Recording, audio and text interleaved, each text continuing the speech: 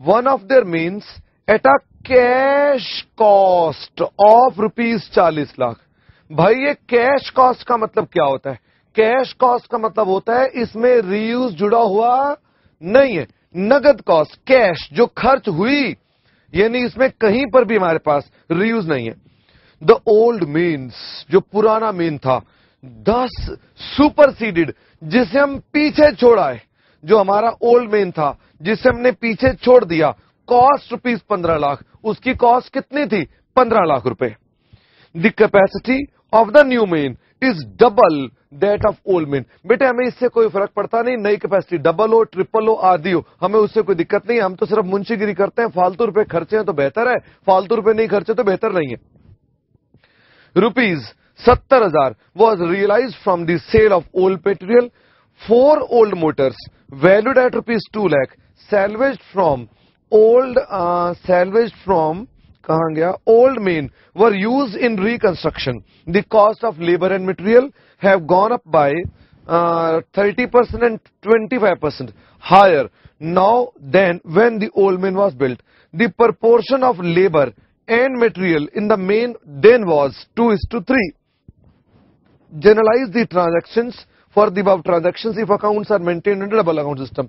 बेटे होमवर्क के सवाल थोड़े से फास्ट हुआ करेंगे, हाँ धीरे होगा तो क्या इसका मिटाना, क्योंकि ये मिटता नहीं है। मैं एक काम करता हूं, पहले तो बोर्ड चेंज कर लेता हूं, बोर्ड में पिछले वाला यूज कर लेता हूं। हाँ जी, क्वेश्चन नंबर 6 था ना, ये 6th क्वेश्चन। फटाफट से पहले तो देखते हैं calculation of amount to be capitalised, expenditure incurred. कितने रुपए खर्च कर दिए हमने खर्च कर दिए 40 लाख। इसके अलावा हमने रीयूज भी करा है। रीयूज कितने का कर रखा है हमने? 2 लाख रुपए।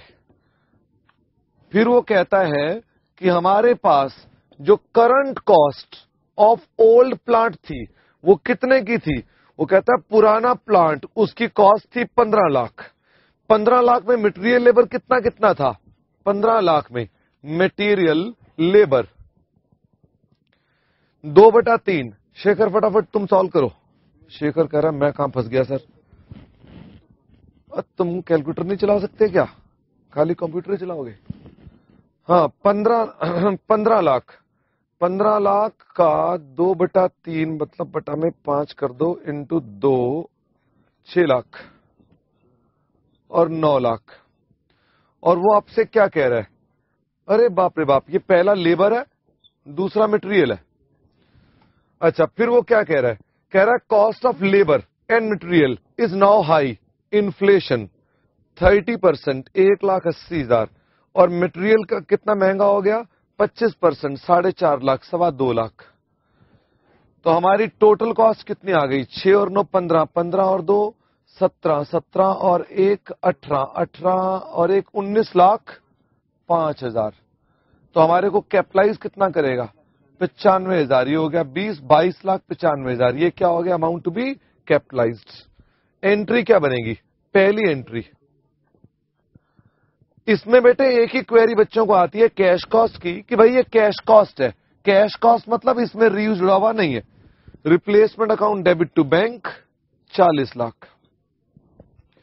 हम चूंकि फास्ट काम कर रहे हैं, नरेशन लिखेंगे नहीं, कैपिटलाइज करेंगे। प्लांट अकाउंट डेबिट्स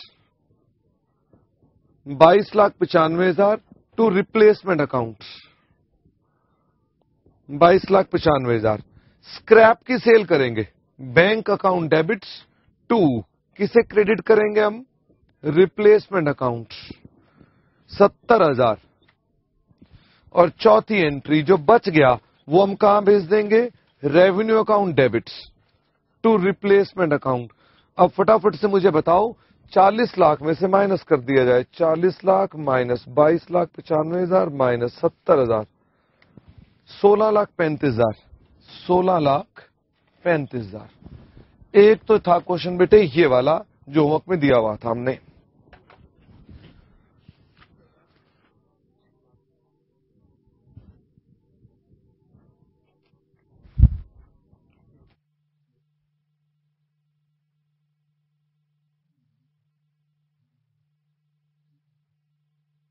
अच्छा, आगे चलो जी जरा। 7th क्वेश्चन है बेटे, कुछ भी डिस्कस करने योग्य नहीं है। जो 7th क्वेश्चन है वो नॉर्मल क्वेश्चन है। 7th क्वेश्चन के अंदर आपको कुछ भी करने की आवश्यकता नहीं। मेरे पास 16th क्वेश्चन की क्वेरी आई है। 16th क्वेश्चन हम ऑलरेडी कर चुके हैं पहले ही। 9th क्वेश्चन पर आ जाइए। एन इलेक्ट्रिसिटी कंपनी में क्वेश्चन देख रहा हूं कौन सा, 9th क्वेश्चन 9th। वो कहता है N electricity company laid down a main at the cost of ₹50 lakh. किसी बिजली कंपनी ने अपने यहां पर एक मेन बिछाया। कितने का मेन बिछाया? 50 लाख का मेन बिछा दिया उसने। फिर वो क्या कहता है, some years later company laid down an auxiliary main for 1/5 of the length of old main at the cost of ₹15 lakh. उसने बाद में 15 लाख का एक ऑक्सिलरी मेन बिछा दिया। ऑक्सिलरी मतलब नया मेन जो उसकी मदद करने के लिए बनाया उसने।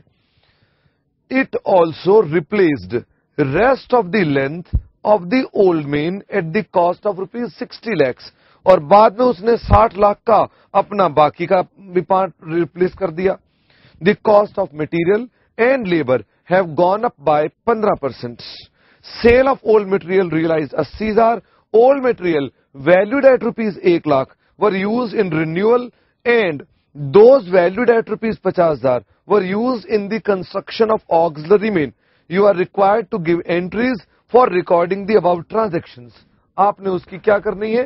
ट्रांजैक्शंस बनानी है। आइए सबसे पहले हम चेक करते हैं इसके अंदर amount to be capitalised. Calculation of amount to be capitalised. फिर उसके बाद हाँ जी बताओ फटाफट से अमाउंट कितना कैपिटलाइज होने वाला है इसके अंदर। पहले तो लिखो एक्सपेंडिचर इनकर्ड। बेटे सारा का सारा एक्सपेंडिचर इनकर्ड, जितना भी हमारा एक्सपेंडिचर इनकर्ड है उसको देखो कितना खर्चा कर दिया हमने। ऑक्सिलरी मेन पे कितना खर्चा कर दिया? 15 लाख। और रिप्लेसमेंट पे कितना खर्चा कर दिया? 60 लाख। रीयूज को हमने एज्यूम कर लिया कि इसके अलावा है। ओल्ड मटेरियल 1 लाख का रिन्यूअल में लगाया था, 50,000 का ऑक्सिलरी मेन में, तो 1.5 लाख का रीयूज है। 76,50,000 minus current cost of old plant. Auxiliary main पहले था ही नहीं, बात ही खत्म। वो अपने आप कैपिटलाइज हो गया क्योंकि पहले था ही नहीं वो। और बाकी का पार्ट तो था। बाकी का पार्ट कितने का था? ओल्ड प्लांट कितने का था? 50 लाख का था, जिसमें से हमने 4/5 रिप्लेस किया है, जिस पर महंगाई 15% की हो गई है। अगर बेटे महंगाई 15% की हो जाए तो 40 लाख पर 15%, 46 लाख। तो amount to be capitalised 30,50,000। Entries क्या बनेंगे? एंट्री सिंपल है, replacement account debit to bank. पहले तो पूरा खर्चा कर दीजिए 75 लाख अदर देन रीयूज। दूसरा, अब अपने पास हम कैपिटलाइज करते हैं plant account debit to replacement account 30,50,000। कोई स्क्रैप की सेल हो रही थी, bank account debit to replacement 80,000। और जो बच गया उसको हम कहां डाल देंगे? Revenue account. Revenue account debit to replacement account. जो बच गया उस अमाउंट को निकालें 43,70,000। ये 4 एंट्रियां थी आपके पास। कौन से क्वेश्चन में? क्वेश्चन नंबर 9 में। फटाफट से चेक कर लेंगे।